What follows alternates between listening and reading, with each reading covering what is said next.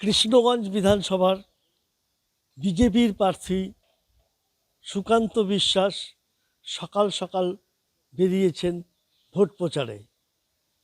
তীব্র গরম, তা সত্ত্বেও বহু মানুষ সমর্থক উচ্ছ্বাস দেখা গেল তার প্রচারে।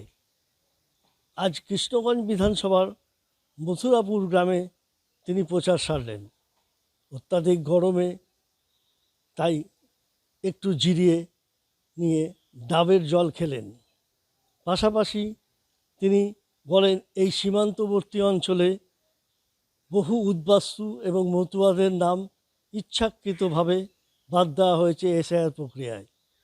এবং তিনি আরও বলেন, রাজ্য সরকারের কর্মচারীরাই তৃণমূলকে সুবিধা পাইয়ে দিতেই এই কাজ করেছে, যদিও কৃষ্ণগঞ্জের মানুষ আরও বেশি করে হিন্দু এবং মতুয়ারা এক হয়ে তাকেই জেতাবেন বলে তার আশা। না, গরমের মধ্যে ডাবের জল খাওয়া আমার মনে হয় খুব সাইন্টিফিক, তার জন্য আমরা ডাবের জল খাচ্ছি। হাইড্রেটেড আছে। আর এমনি শরীর নিয়ে কতটা, খাবার দাবার নিয়ে কতটা চিন্তিত আপনি? শরীর আমার ঠিক আছে। আমি চাষি পরিবারের ছেলে, আমার বাবা চাষি। ছোটোবেলা থেকে মাঠে কাজ করার মানে অভ্যাস এবং অভিজ্ঞতা দুটোই আছে। তো সেই ক্ষেত্রে খুব বেশি ফ্যাক্টর হচ্ছে না, কিন্তু শরীরের মধ্যে একটু হাইড্রেটেড থাকা দরকার আছে।